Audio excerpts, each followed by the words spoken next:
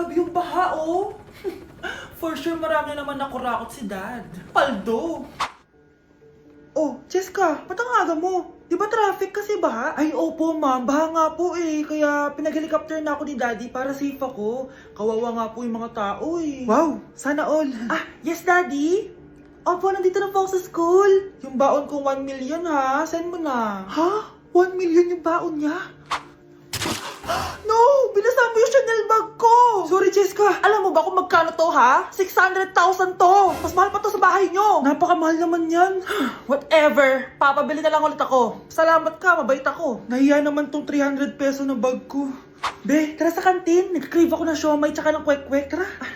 Pwede bang sa Wolfgang na lang tayo mag-lunch? Hindi kasi ako sanay sa mumurahing pagkain. Be, anong kala mo sa akin? Anak ng CEO? Ano ba yan? Hindi ba kayo binibigyan ng allowance ng daddy nyo? Ako na nga lang. Hindi ka naman ganyan dati. Okay, class. Si Cheska na ang bago nating treasurer. Ma'am, wag si Cheska. Kukurakutin niya lang yung class funds natin. Parang tatay niya.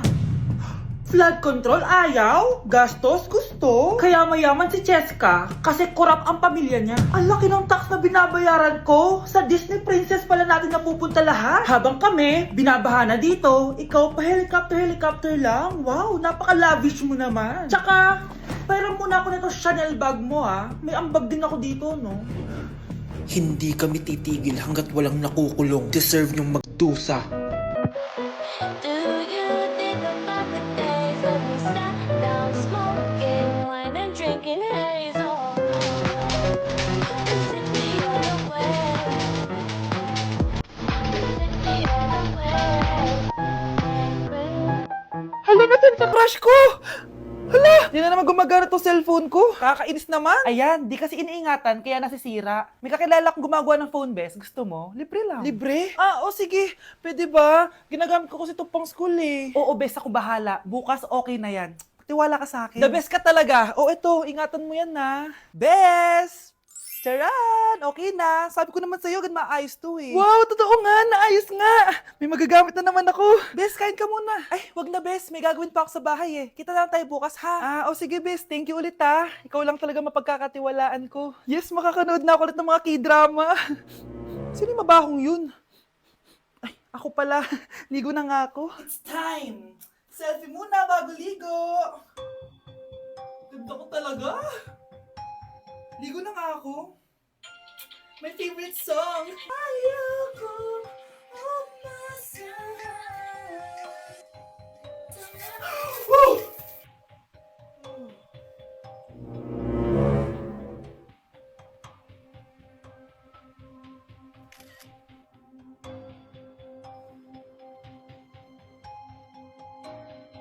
Nay, ito pala yung manliligaw number 1 ko. Approve ba sa'yo? Hello po, tita. So, ikaw pala yung manliligaw ni Scarlett? Ano ang kaya mong ibigay sa anak ko? Hindi man po ako mayaman.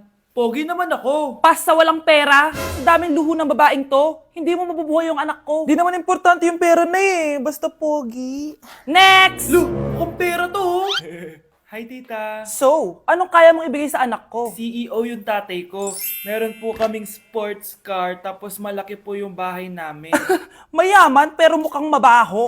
Charger to ah. Bibigyan sana kita ng 1 milyon. Bahala ka dyan. 1 milyon? Hoy, babalik ka dito! Nay, puro ka next. Gustong gusto ko na magka-jowa. Siyempre, gusto ko yung perfect na lalaki para sa'yo, anak. Hello po, tita. Oh, anong kaya mo ibigay sa anak ko? Hindi po ako mayaman, tita. At hindi rin po ako sobrang gwapo. Pero malinis po ako sa katawan. At marunong din po ako maglinis ng bahay at ng mga plato. Wow! Ganito yung gusto ko lalaki para sa'yo, anak. Kaya etong award-winning Wise Cleaner ang gamit ko. Kasi ito ang the best dishwashing liquid kit. Tara, samahan niyo ako gumawa ng dishwashing liquid. Nabili ko nga pala tong kit na to for only 250 pesos at ito yung mga laman niya. Siyempre, importanteng basahin niyo muna yung instructions. At ayun na nga, nag-umpisa na tayo. Naglagay lang ako ng 14 liters sa timba namin. At ang unang nilagay ko ay itong bubble booster. Susunod ay nilagay ko na rin yung surfactant. So kailangan paikot niyo tong ilagay. O diba, para ka lang nagluluto. Nag-set lang ako ng timer for 20 minutes para hintayin matunaw lahat ng ingredient. Pagkatapos nun ay haluin niyo na mabuti at ilagay niyo na yung pre-mix bottle. So ito pala nabili ko ay calamansi flavor at ito na yung magiging kulay ng dishwashing liquid natin. Nilagay ko na rin pala yung thickener para maging malapot na yung dishwashing liquid natin. Pero dahan-dahan dahan-dahan lang guys ha. At ayun, tinakpan ko na at babalikan natin for 24 hours. So mukhang okay na at bumili din ako ng mga bote. Dito ko ilalagay yung mga dishwashing liquid. Naisip ko lang na perfect pala to maging business. Kasi madali lang gawin at madami ka rin magagawa. Nagprint lang ako ng mga stickers at ayan, pwede na natin siyang ibenta guys. Kung ako tatanungin nyo, super worth it nitong Wise Cleaner. Perfect! Anak, pakasalan mo na to. Sige. Pwedeng kiss the bride na agad. Dapat may 5 apo na ako bukas, ha? Maawa ka naman sa kifi ko, Nay. Okay class, welcome back! Oh, ba't parang di kayo masaya? Paano kami magiging masaya, ma'am? 10 activities yung gagawin namin. Alam nyo, puro kayo reklamo. Konti pa nga lang yan eh. By the way, may bago tayong gagawin. Sabihin niyo sa akin kung ano yung New Year's resolution nyo. Mag-umpisa tayo kay Kyle. Ako po, ma'am? Sige, ako. Ako ba si Kyle? Ang New Year's resolution ko ay mas gagalingan ko pa sa school. Very good. Okay, next, Scarlett. Ang New Year's resolution ko ay ang magka-jowa. Last year ko pa wini-wish kaso hanggang ngayon wala pa rin akong jowa. Lu, paano ka magkaka-jowa? Lahat na lumalapit na lalaki sa'yo, nire-reject mo. Kala mo ang ganda-ganda niya. Kung ikaw magiging jowa ko, wag na lang. Mamatay na lang ako. Tama na yan. Samantha, ikaw na. Ang New Year's resolution ko ay wala. Dahil sobrang perfect ko, no? Feeling naman neto. Ako kaya yung pinakamabait at pinakamaganda dito, no? Ang pinakamasamang ugali. Anong sabi mo? Totoo naman eh. Dapat ang New Year's resolution mo, ang maligo ka. Puro ka make-up, ang asim-asim mo naman. Ganon? Ang New Year's resolution mo dapat ay ang mag-toothbrush ka. Dahil ang baho na hininga mo, lahat ng crush mo, nata-turn off sa'yo. Kumpara naman sa'yo, be. Itsurang pa lang, nata-turn off na sila. Walang hiya ka? Manda ka sa akin pagkatapos nito. Ang New Year's resolution ko ay ang ibagsak kayong dalawa. Anak, nakita mo ba yung cellphone ng tatay mo? Nilagay ko dun sa loob ng kabaong niya bago siya ilibing. Ha? Ba't mo naman ginawa yun, anak? May mga importante laman dun. Baka sakaling buhay pa siya para matawagan niya ako. Ay, Diyos ko talaga tong batang to.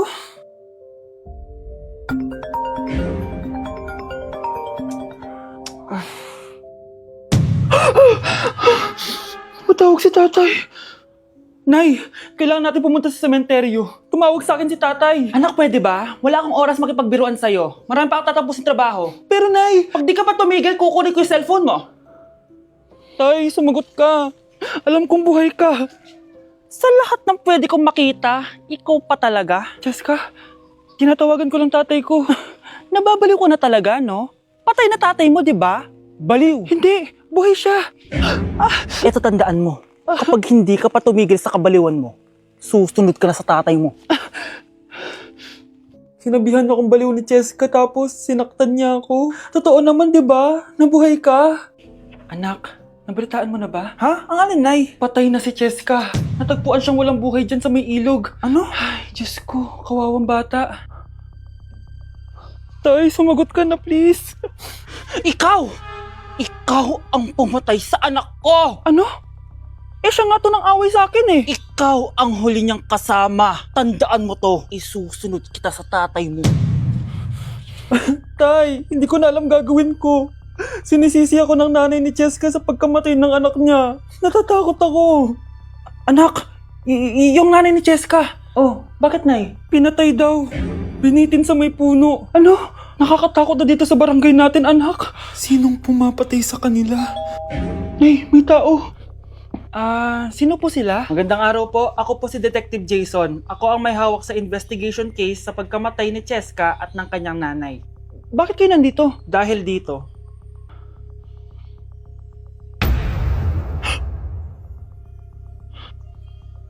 Nay, ikaw pumatay sa kanila? Oo, anak.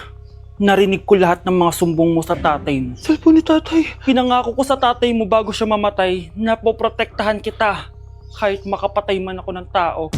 Sumama ka sa akin, ma'am, para ma-interview ka namin. Tandaan mo to, anak. Kahit nasa kulungan ako, poprotektahan kita. Tumawag ka lang. Okay, class. Oh, Jessica. Buti pumasok ka pa. Ang dami mo na Mr. Quiz. Bagsak ka na sa akin. Nagbakasyon ako. Na-stress kasi ako sa'yo. Ang dami mo kasi pinapagawa. Aba, bakit? Hindi lang naman ikaw yung pinapagawan ko. Lahat kayo. Ano ka dito, prinsesa? Oo. Sa bahay namin, ako ang prinsesa. Kaya kayong lahat, sumunod kayo sa akin. Pumunta ka sa guidance office. Hindi po, ate. You go to the principal's office. Tandaan mo, Kami ang nagpapasahod sa'yo, di ba? Ano nangyari kay ma'am? Hala si ma'am! Ang ganda-ganda ko na naghanap ka pa ng iba. Hala, heartbroken ata si Cheska. This sir, feeling main character kasi. Tumatawa ka? Masaya kayo, ha? Kapag heartbroken ako, bawal maging masaya. Eh ano naman kung heartbroken ka? Pakinamin. Oh, come on, Samantha. Hindi mo pa naman na-experience sa magka-jowa. Kasi walang nagkakagusto sa mukhang yan. Hi! Ako pala si Scarlett. Bago lang ako dito. Oh, pake ko. Tsaka tanggal mo nga yung makeup mo. Dapat ako lang yung maganda dito sa school. Sino ka ba para utusan ako? Feeling main character? Kadiri? Anong sabi mo? Mag-sorry ka sa akin! Sorry! Not sorry. Tsaka mukhang asin kapag may ibubuga ka na. Nakahanap din ng katapat si Cheska. Walang yatong babaeng to. Ako ang main character dito sa school. Bye! Humanda ka sa akin. Okay, class, settle down. Ibibigay ko na yung mga exam nyo. Okay, get one and pass. Ma'am, sorry I'm late. Class, anong sabi ko kapag late na dumating? Hindi po mag-e-exam. Tama! So, bawal ka na mag-exam, Scarlett. Hi, ma'am. Nandito na ako. Medyo na-traffic eh. Oh, Cheska, buti nakahabol ka. Oh, eto. Pinag-reserve ko to ng test paper. Mag-exam ka na. Thank you, ma'am. Lo, ang unfair. Bakit si Cheska pwede mag-exam kahit late? Iba kasi si Cheska. Hindi mo siya kagaya. Okay, class. Nagets niyo ba yung lesson? Naiihi ako. Ma'am, may I go to the CR? Kita mo nag-lesson ako, di ba? Makakahintay ang ihi mo. Tapos kapag bumagsak, magreklamo. Ma'am, pwede ba ako mag-CR? Sure, Cheska. Umihi ka na. Take your time, ha? Yay! Thank you, ma'am. Ma'am, may favoritism ka. Kapag si Cheska, pwede. Ano ba meron sa kanya? Basta. Pwede ba? Huwag kang ambastos. Nag-discuss ako, di ba? Okay, class. Next topic. Okay, class. Ang bagong top 1 dito sa klase ay si Cheska! Ha? Ma'am, paano siya naging top 1? Eh, ako yung pinakamataas na grade sa aming dalawa. May mga special grades kasi siya at wala ka nun. Anong special grades? Yan ba yung pagbibigay sa'yo ng pera ng magulang ni Cheska? Kaya siguro favorite mo siya. Ano pinagsasabi mo, Scarlett? Alam ko namang mahirap tanggapin na natalo kita. Hindi ka patitigil, Scarlett, ha? Gusto mo dalhin kita sa principal's office? Sige, punta tayo sa principal's office. Ipapakita ko lang tong chat nyo ng magulang ni Cheska. Ito ebidensya, oh. Nagbigay sila ng 100,000 sa'yo. Burahin mo yan! Humanda kayong dalawa sa akin. Hey Susan, someone's calling. Hello, anak.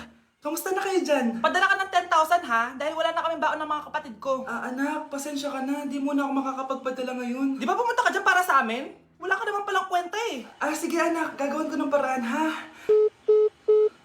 Di na muna siguro ako bibili ng gamot para may maipadala ako.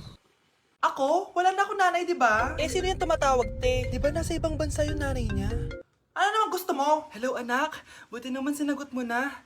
Nagpadala pala ako sa inyo ng mga kapatid mo. Baon niyo yun tapos pampagawa na rin ng bahay. Okay. Ikaw na bahala dun, ha? I love you. So, ayun na nga. Hello, Mars? Mars, alam mo ba, yung anak mo, lasing umuwi kagabi. May kasama pang lalaki. Baka ibang babae yun, Mars, ha? Hindi naman ganun yung anak ko. Sure ka ba talaga, Mars, na yung mga perang pinapadala mo, napupunta talaga sa baon at bahay nyo? O ano? Nakapagpadala ka na ba ng pera? Oo anak. Nagpadala na ako kanina. Dagdagan mo marami kaming bayarin ngayon. Anak, matanong ko lang. Saan mo ginagastos yung mga pinapadala ko? Babe, ano ba? Oh babe, shot ka pa. Ano to, Scarlett, ha? Dito lang ba napupunta yung mga pinapadala ko sa'yo, ha? Mga alak at vape na yan? Ba't umuwi ka pa? Nagpakahirap ako sa ibang bansa. Para sa inyo ng mga kapatid mo. Simula nung iniwan mo kami, wala na kaming nanay. Sa tingin mo, ginusto ko to, ha? Wala akong choice, Scarlett. Ginawa ko to para sa inyo ng kapatid mo. Sa tingin mo ba ginusto namin na umalis ka? Nasanay kami na wala ka. Kaya okay kami, kahit mawala ka. Nay! Una na kami, Scarlett, ha? Salamat po sa pagpunta. Oh, Scarlett, pinapabigay yan ng nanay mo bago siya mamatay. Ang laki nito, tita. Inipon ng nanay mo yan para sa inyo ng mga kapatid mo. Sana gamitin mo ng maayos. Kahit wala ka na, hindi mo pa rin kami pinapabayaan. Salamat, Nay. Sana yan ang makakapagpabago sa'yo, anak. Balang araw, babalikan din kita.